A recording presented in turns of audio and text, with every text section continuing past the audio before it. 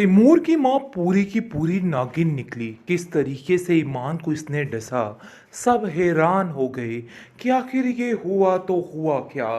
यानी कि सारी प्यार मोहब्बत सब कुछ इसने हर चीज़ ख़त्म कर डाली। बहुत ही ज़्यादा सताया बेचारी ईमान को। ईमान की तो कोई बात सुनने को तैयार ही नहीं। वो बेचारी सफाइयाँ देती रह गई कि मैंने ऐसा वैसा कुछ नहीं किया, लेकिन फिर भी किसी ने उसकी बात नहीं सुनी और उसको ही गलत कहा है। बहुत परेशान है, लेकिन तैमूर अभी भी बाज नहीं आ रहा।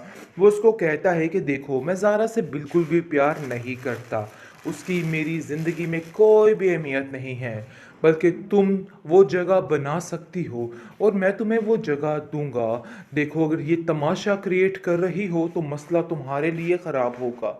ये बात मैं तुम्हें बताना चाहता हूँ। अपने दिमाग को ठीक कर लो और अभी भी वापस मुड़ आओ, वरना मसला तुम्हारे लिए ख़राब होगा और मैं नहीं चाहता कि तुम्हारे साथ कुछ बुरा हो। ईमान उसकी डील नहीं कबूल करती है और कहती है कि नहीं, मुझे आप लोगों से कोई ताल्लुक वास्ता नहीं रखना है, क्योंकि जिससे वो प्यार करती थी उसने ही उसका साथ नहीं दिया। इस मुश्किल वक्त में उसका साथ छोड़ के अलहदा हो गया, तो आखिर फिर उसके पीछे क्या रह जाता है।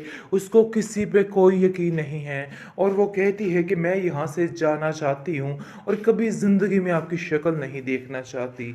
दूसरी तरफ बिलाल काफ़ी परेशान है बेचारी ईमान के लिए और कहता है कि न जाने क्या हुआ, ईमान मेरी कॉल ही अटेंड नहीं कर रही। मुझे उसकी बहुत फिक्र हो रही है। ऐसा लग रहा है कि जैसे कुछ ना कुछ खराब है, कोई तो गड़बड़ ज़रूर है। लेकिन बिलाल का दोस्त कहता है कि परेशान होने की कोई ज़रूरत नहीं। कभी कभी लोग वैसे भी फ़ोन नहीं उठाते हैं। यानी कि घबराहट उसकी बता रही है और बेचैनी बता रही है कि वो जो कुछ कह रहा था और ईमान को समझाना चाह रहा था वो ठीक निकला है, क्योंकि वो बार बार उसको एक ही बात कहता था कि इधर सबके चेहरे पे निकाब है, तुम नहीं जान सकती हो। बेहतर यही है, जो काम करने आई हो वो काम करो और यहाँ से चली जाओ, तुम्हारे लिए यही बेहतर है। लेकिन उसने एक ना सुनी और आहत के साथ अपनी बातचीत को बढ़ाती रही। वक्त गुजरता गया और हर चीज़ उसके लिए तबाह होती गई। कोशिश कर रहे हैं और कह रहे हैं कि सरासर गलती ईमान की है और ईमान ने ही सब कुछ किया है। ईमान के लिए सबसे बड़ी अफसोस की बात यह है कि आहत ने भी इस मुश्किल वक्त में उसका साथ नहीं दिया, बल्कि लोगों के साथ मिलकर उसको जलील करने की कोशिश की है और बताया क्या है कि नहीं, वही गलत कर रही है, इसमें सिर्फ और सिर्फ उसी की गलती है और किसी की कोई गलती नहीं है। इसलिए बिला वजह किसी और पर इल्ज़ाम नहीं लगाना चाहिए। और वो भी बड़े अच्छे तरीके से समझ गई है कि यहाँ पर कोई भी इसकी बात सुनने को तैयार नहीं है। एक वाहिद बिलाल ही होगा जो इसकी साइड लेगा, लेकिन वो भी यहाँ पे नहीं है। इसलिए इसको खामोशी से यहाँ पे जाना ही पड़ेगा। लेकिन बहुत जल्द तैमूर की सारी असलियत खुल के सामने आ जाएगी और पता चल जाएगा कि आखिर इसने क्या किया है और क्या नहीं किया, क्योंकि अंदर ही अंदर घुटता चला जा रहा है, सोच रहा है कि आखिर ये सब कुछ हुआ तो हुआ कैसे। यानी कि सारा मामला ही तबाह हो गया। मुझे तो कुछ समझ नहीं आ रही, आखिर मैं कैसे इस मसले को सुलझाऊं। वो काफ़ी ज़्यादा सुलझाने की कोशिश करता है, लेकिन बेसूद, उसके हाथ कुछ भी नहीं आता और सब उसको यही कहते हैं कि अब इन सब बातों का कोई भी फ़ायदा नहीं है। बात जो थी पहले की ही थी और अच्छा है ना कि इस लड़की से हमारी जान ही छूट जाए, क्योंकि इस लड़की से जान छूटना ही सबसे बड़ा सुकून है। उसकी माँ उसको समझाती है और कहती है कि देख लो, ये सिला मिला है तुम्हें किसी पर नेकी करने का। आखिरकार दिखा ही दी तैमूर की माँ ने अपनी असलियत के आखिर में वो असल में है क्या।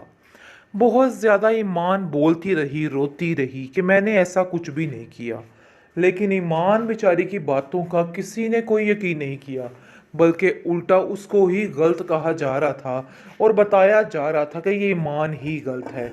लेकिन जी, आप देखेंगे कि जैसे ही उसके घर वाले आते हैं, उसके सामने सारा झूठ फ्रेब वैसे ही शुरू हो जाता है। बहुत ज़्यादा तैमूर कह रहा होता है कि देखो, अभी भी वक्त है, हर चीज़ को हैंडल कर लूँगा, मेरी बात को मान जाओ। लेकिन ऐसा कुछ भी नहीं होता है। साफ साफ सब कुछ सामने है, वो किसी बात को लेके नहीं मानती।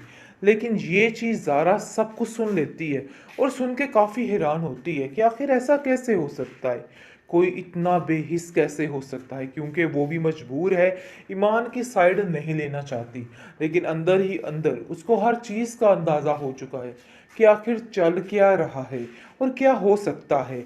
बहुत परेशानी का आलम बन चुका है, हर तरफ रुसवाई ही रुसवाई बन चुकी है। एक ही बात किए जा रही है ज़ारा और कहती है, तुम्हारा यहाँ पे रहना बनता नहीं है। मुझे तो समझ नहीं आ रही कि आखिर तुम यहाँ से जा क्यों नहीं रही हो। तुम्हें यहाँ से चले जाना चाहिए। आखिर तुम्हें समझ क्यों नहीं आ रही।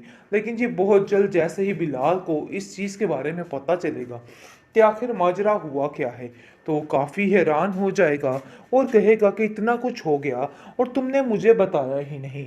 देखो, मैं पहले ही जानता था कि ये सब कुछ होगा, क्योंकि ये लोग इस काबिल नहीं है कि लोगों पे यकीन किया जाए।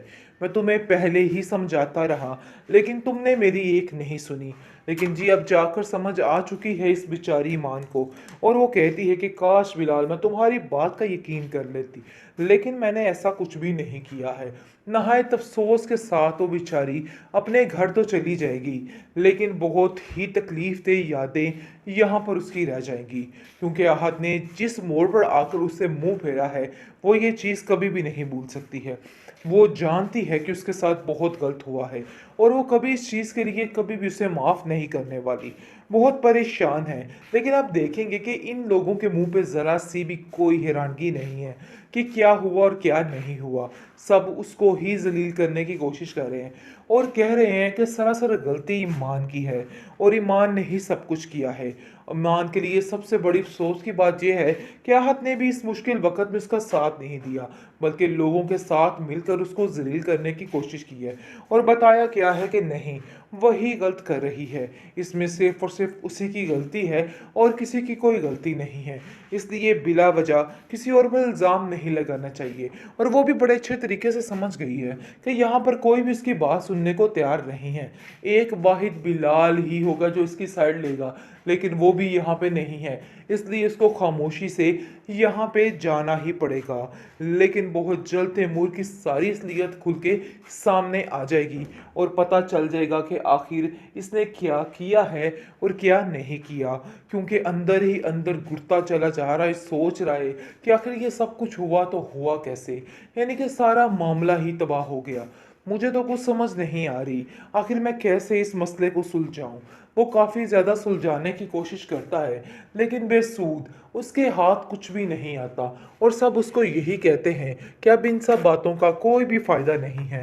बात जो थी पहले की ही थी, और अच्छा है ना कि इस लड़की से हमारी जान ही छूट जाए, क्योंकि इस लड़की से जान छूटना ही सबसे बड़ा सुकून है। उसकी माँ उसको समझाती है और कहती है कि देख लो, ये सिला मिला है तुम्हें किसी पर नेकी करने का।